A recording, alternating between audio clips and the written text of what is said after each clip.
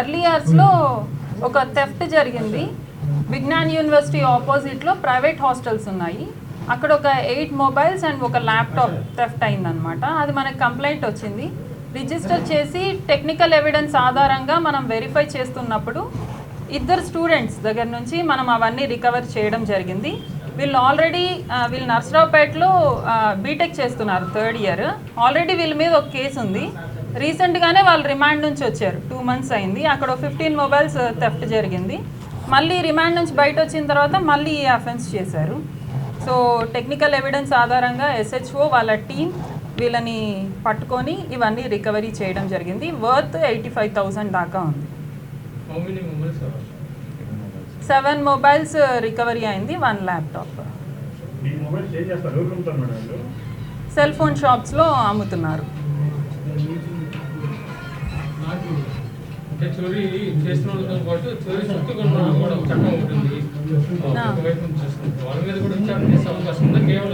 వాళ్ళకి కానీ నాలెడ్జ్ ఉంటే మనం పెడతామండి కేసులో. నాలెడ్జ్ లేకుండా నా మొబైల్ అని అమ్ముతున్నారు కాబట్టి వాళ్ళకి తెలియదు.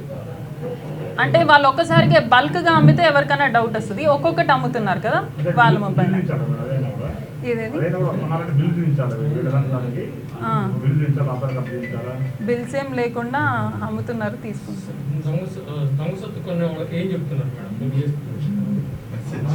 సో ఇప్పుడు ఏదన్నా మొబైల్ ఫోన్స్ కానీ ల్యాప్టాప్స్ కానీ అమ్మేటప్పుడు వెరిఫై చేసుకోండి, ఓనర్ ఆఫ్ ద మొబైల్ ఇతనేనా కాదా అని చెప్పి వాళ్ళ దగ్గర బిల్స్ అవన్నీ చూపించిన తర్వాత కన్ఫర్మ్ చేసుకున్న తర్వాత తీసుకుంటే మంచిది. అదర్వైజ్ వాళ్ళకు కూడా ఇంటెన్షన్ ఉంది అని వాళ్ళు కూడా కేసుల్లో బుక్ అవుతారు. కాబట్టి వాళ్ళు జాగ్రత్తగా ఉండాలి తీసుకునేవాళ్ళు.